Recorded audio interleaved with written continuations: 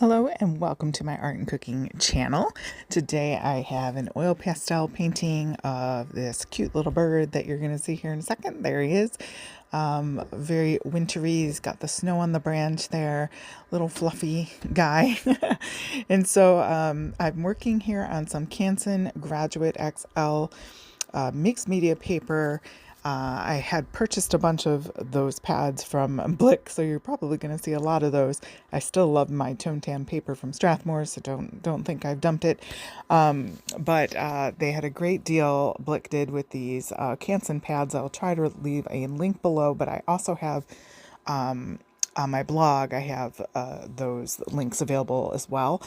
And they also comes in gray and black and probably white. I didn't get the white because I don't know. I prefer the toned paper.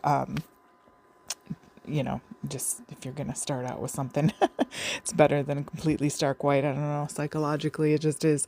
So I went ahead. I'm just going right in with the oil pastels. Just gave the branch there so I can get some perspective. And just giving him some fluffy feathers, kind of the corals and tans and slight lavender, pink, and sort of color palette here with a little bits of brown. And just going to go in and layer and layer and layer. And then I went ahead and put the background in first. Now you can definitely, I did a little light sketch of him. You could do a more detailed sketch if you feel like you want to make sure you know where the background's going in. I just kind of do it this way more often than not. And what happens is when I blend between the bird and the background, then I kind of go back in on the bird and then make it look like I put the bird on top.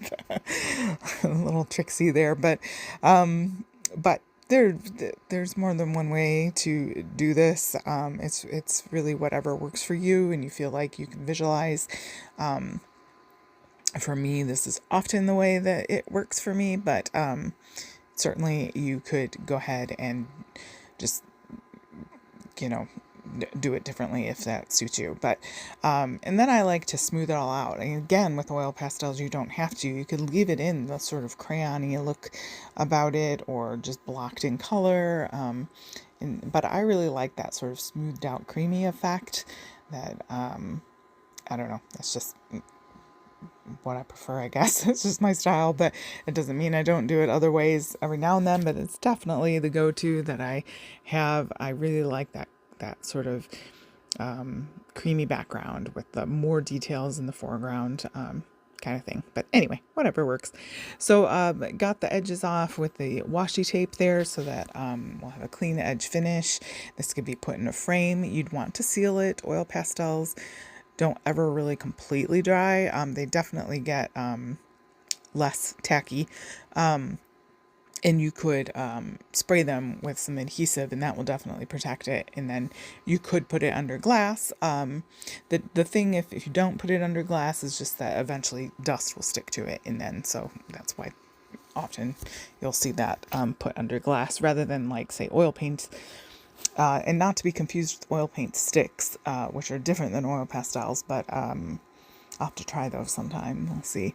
The thing about oil paint is the cleaning of it, and I don't know what it is. That's why I gravitate, if I'm going to paint with something other than a stick form, I gravitate towards gouache or acrylic, I think, or watercolor. It's just really easy to clean up. And I just have this thing about, I don't have a sink down in my studio, and so everything I do has to be lugged back upstairs. So for me, it's probably more of a convenience thing. I definitely like oil paint. Actually, I had an aunt who was an oil painter, and you can get such beautiful detail there, and then you don't have to, it dries eventually and you don't have to put it under the glass, but it's fine, whatever. I mean, it's not a problem. If you're hanging this in your home, again, with a few coats of like that Sennelier oil pastel spray, it really isn't that much of a problem. And there's also like a UV spray that I use as well to help with the colors, and some longevity for that.